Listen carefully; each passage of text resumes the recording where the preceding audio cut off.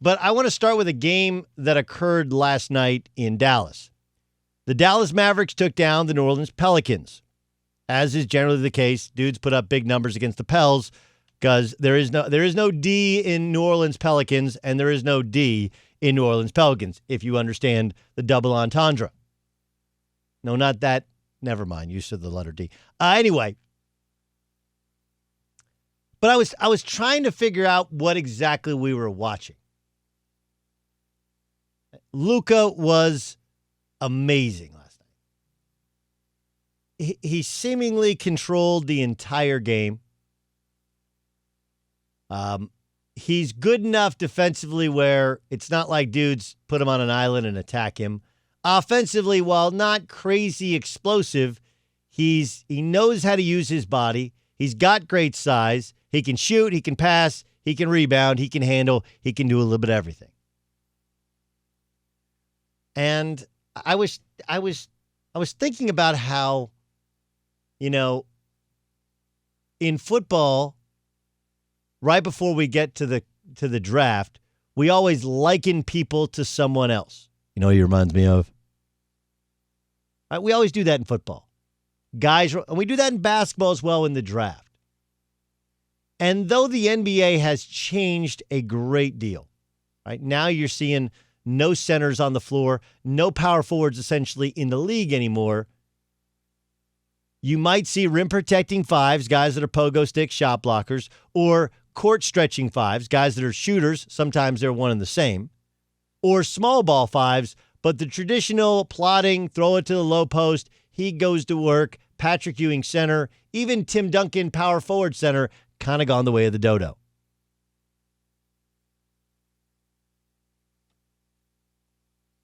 But that doesn't mean that players' styles, body types, and effect on the league isn't similar. I know we think we haven't seen this before, but we actually have. No, LeBron's not really Jordan, but I would say Kobe was probably the closest thing to, and everybody trying to take a shot at the crown has a similar Jordan effect for LeBron James. But while he doesn't match up to how Jordan played, not just Jordan's dominance, but his desire to always have the ball, to always take the big shot throughout times in his career, right? Like LeBron's even said he gets the greatest joy in somebody else taking and making the big shot. I watched Luka last night, and I thought, this is what Larry Bird would look like had he grown up in this generation, played in this NBA. And while you say, well, Larry Bird was a power forward, again, Luka Doncic, 20 years ago, with his size, is made into a power forward. And you can tell me the volume of threes that Bird shot will never equal the volume of threes that Luka shot. Well, that's where the game has changed. But stylistically, Bird wasn't quick, but could find a way to create space. Bird was as good a passer as there has ever been at his position, and he was a tremendous rebounder, and he was a big shot taker and big shot maker. These are all things. Luka is what Larry Bird would be if Larry Bird was coming up today. But it doesn't stop there. Do you watch Zion? Now, Zion still has a lot to learn defensively. He's still just kind of out-athleting people, out-competing people. But Zion Williamson, if you put a guy his size on him in the low post, they can't cover him. He's too good. If you put a big guy on him, he's too quick, he's too explosive. And while he can't yet shoot, he doesn't really shoot, he's only 19, so he's likely at some point to develop a perimeter jump shot. Do you know who that's like? That's Charles Barkley. And if you take it one step further and you try and find others that are like the greats that you remember, I'm watching Ben Simmons not even take, let alone make 3-point shots. At this point in time in his NBA career, you look at Magic Johnson and you think they're the same guy. Right? Simmons is not a great defender, necessarily on ball, but better than most. He's huge, 6'9", 6'10". He's not a great shooter, but he is a good finisher. He's a tremendous passer, can also pass out of the low post, and can defend any position because of his size. He's Magic Johnson. There's a big difference. There's actually a couple big differences between him and Magic Johnson. I would say the biggest differences, is that Magic had a dynamic that was kind of indescribable. Now, I'll say that Magic's personality was so big, so flamboyant, he just takes all the air out of a room. Like, there's never been another Magic Johnson. But game-wise, he's a lot like Magic. The other part is, remember, Ben Simmons didn't come to a Lakers organization that had the greatest center of all time in Kareem Abdul-Jabbar. Right? Like, we all talk about Magic because during his rookie year in the NBA Finals, he had to play center because Kareem was hurt. But the fact was, they wouldn't have been in that position if not for having Kareem Abdul-Jabbar, right? In this era where every movie and TV show seems to be remade, I don't think it's crazy to think that athletes have been remade as well. When I watched Luka last night, I thought Bird. When I watched Zion last night, I thought Barkley. And when I watched Ben Simmons, I thought Magic. Because Magic was a point guard, but didn't always play point guard. Magic couldn't shoot. Magic ended up shooting kind of a shot put, set shot, and became a capable three-point shooter much later in his career. I will grant you the sport has evolved, and it's going to be really hard for Ben Simmons to catch up in a hurry. He can, but it's going to take a ton of work, and it's going to take him missing shots, not just making them in order to do so. But in the what's old is new, and we always do comparisons with athletes, why aren't we comparing these guys to those athletes of our childhood, or at least my childhood? Bird, Barkley, Magic. We always try and find the next Jordan. We found the next other three. I saw this. ESPN had their list of top NBA players under 25, and Trae Young, who continues to put up just amazing numbers with the Atlanta Hawks, comes in at, what was it, eighth? This is just under 25. This isn't all, and he was a starter in the All-Star game. So Trae Young at eighth. And look, when you hear the names in front of him, like Ben Simmons, like Luka Doncic, like Zion Williamson, you have to keep in mind this goes in concert with him not being selected as one of the 44 guys potentially to be on the Olympic team, even though he was a starter in the All-Star game. In terms of superstar status and respect, you have to be able to be at least competitive at the defensive end, and he is not. Statistically, he's the worst defensive player in the league. And one, that label will be hard to shed even when he becomes a better defender, which he will. And two, I just think it's the reality of being small in the NBA. You get matched up with a dude who's just bigger and more athletic, and there's nothing you can do. And the likelihood of him being a decent defender is nominal because he doesn't feel like he's being pushed there. To being a great defender, I don't think that'll ever happen because, one, he doesn't have the desire to do so, and two, he just likes the size. It's one of those, you have to realize how great Steph Curry is on offense and maybe how clever he is on defense to hide his deficiencies. He's become better. They also hide him, put him on the worst player and don't switch. And then he's just so good on offense that it hasn't mattered enough yet. I saw Zion and Luka last night, and I thought to myself, I don't hate doing comparisons. I think Luka is what Bird would be like if he played today. I think Zion is Barkley. Is that crazy? No, I actually like those comps very much. I've been calling Luka legend. And, their games are somewhat similar. Bird was a tremendous passer. Luka's a very good passer. Bird was a tremendous shooter. Luka's a solid shooter, going to get better. Obviously, they both could control the game with their ball handling. And I've called Luka legend. And here's what I say, Doug. Larry Bird, let's just call it what it is, he was the last white player who was arguably the best player in the world. And I think Luka will be in that conversation, over the next decade or so. Whether he is or not, he'll be in the conversation. And so I love it, and I think he's very comparable to Bird. We'll see if he has Bird's heart and, ability to win. That's what the question is. It's hard to tell this early in his career.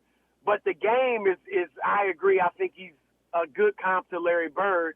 And then Zion, yes, Charles Barkley, he's obviously more explosive, but definitely a Barkley-type player. Not the rebounder, at least at this point, that Barkley was. Barkley was a phenomenal rebounder, and Luka hasn't shown that yet.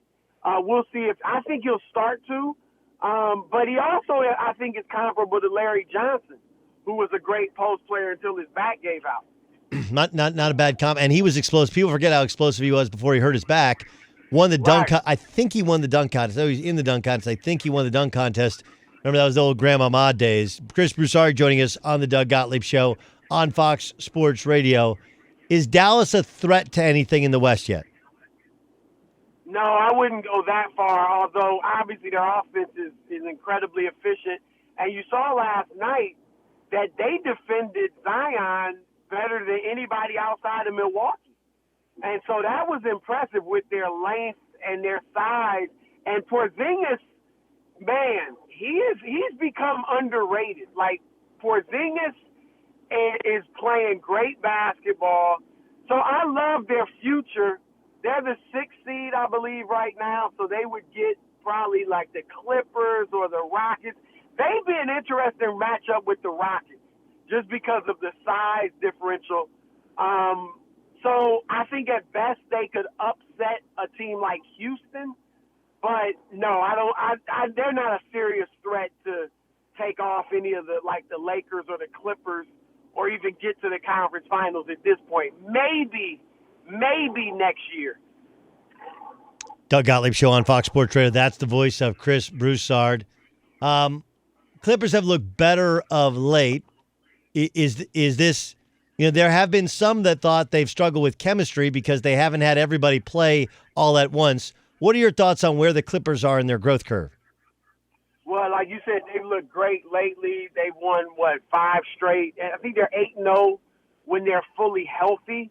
And I know the chemistry concerns, and I know that that's a franchise. Think about it last year, where the players, the mindset in the locker room, and really throughout the organization was every possession counts. Not just every game, but every possession. Now you've got 2 stars you've brought in, Kawhi and Paul George, and they're not practicing as much. They obviously don't have a mentality of every game, certainly not possession, matters. And it's really all about the postseason. So I think there's been an adjustment there. But when I look at their chemistry on the court, Doug, and I know they do a lot of isolation, but I also see pretty good ball movement. I see a lot of good chemistry. I mean, for a team that hasn't really been able to practice together with their full complement of players and obviously play a lot of games together, I think their chemistry is outstanding when they have all their guys on the court together, because Kawhi, the great thing about them is nobody's ball dominant. Nobody. And so Kawhi, even when he's sitting out every 4th or 5th game, he fits in because he doesn't dominate the basketball. And Lou Williams, Montrezl Harrell, Paul George, they can get their points without over-dribbling and things like that. So I don't have too many concerns about their chemistry on the court together. Who's your MVP now? Giannis. You still with LeBron? Yeah. He's playing great, and I think there's a groundswell. I think Giannis deserves it, but there seems to be a groundswell of support. I have no problem with him being player of the month the last 2 months in the West, but I thought there was an argument for Damian Lillard last month, and certainly for Russell Westbrook this month.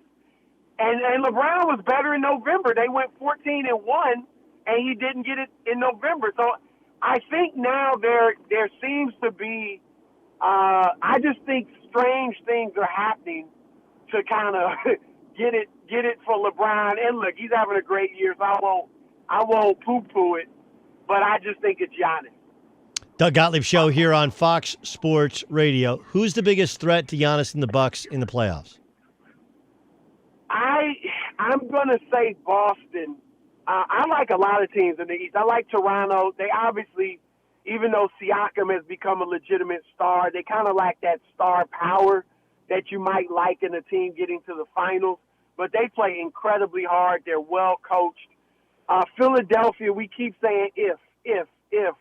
So I'm not going to put them in that grouping yet because first, can they get healthy? Second, can they get their minds right when they're not playing in Philadelphia? So too many question marks for them. But I think Miami I like, and I know they've given the Bucks major trouble. They're 2-0 against them. But I still would take the Bucks in a playoff series. I think Boston, I'm going to say, is the toughest matchup. Jason Tatum, I'm not going to call him a superstar yet. But next year, I think he's a legit superstar.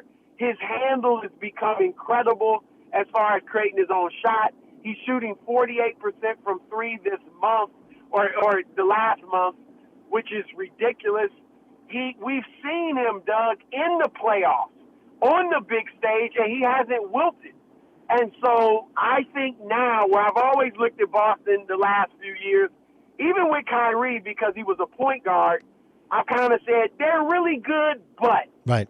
They didn't have, now the but was that they don't have that superstar wing player that can lead you, and now they do. So I think they're legit, and next year I think they'll be a legitimate championship contender. Chris Broussard, our guest on the Doug Gottlieb Show here on Fox Sports Radio.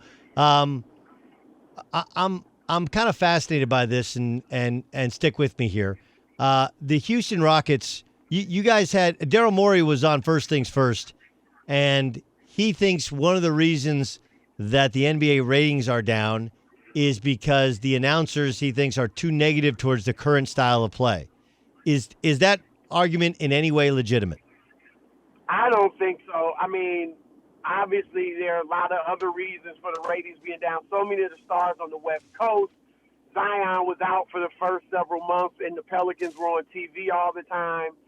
I think the media, where you could blame the media to some degree for the ratings being down, would be that over the last maybe decade, if not more, we have put so much emphasis on rings, on championship rings, that we kind of, it belittles the regular season. Because if a guy has a great regular season but doesn't end up winning the championship, we act like he didn't do anything, like it doesn't matter. And I think in that way we've unintentionally belittled the regular season ourselves. But I also would put a ton of the blame on the players just because of the load management. It's mainly Kawhi. He's the only one doing excessive load management. But we've seen some national games, obviously, where guys haven't played. And I also think the injuries. Look how many players are injured. Durant, it was Zion, Kyrie, Steph, Clay. So I think all of those things. I love listening to Mark Jackson, Mike Breen, and Jeff Van Gundy. I love listening to Hubie Brown. Everybody loves Charles, Shaq, and Kenny Smith. So how can you say any of that is responsible for the drop in the ratings?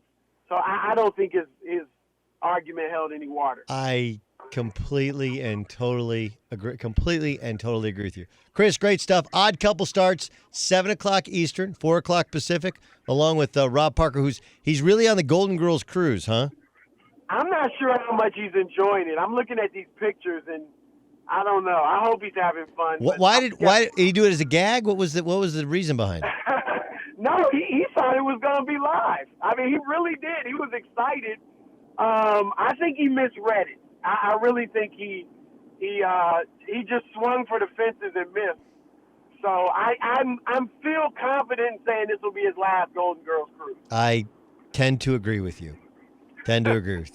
Chris Broussard, CB, thanks so much. Hey, what up? Doug Gottlieb here. Make sure you subscribe to our YouTube channel here at Fox Sports Radio. You can catch my show, all the shows on Fox Sports Radio, unique interviews, strong takes, just interesting discussion on the sports topic of the day, of the week, of the month. It's all encompassing. It's everything you need right here on YouTube. Subscribe.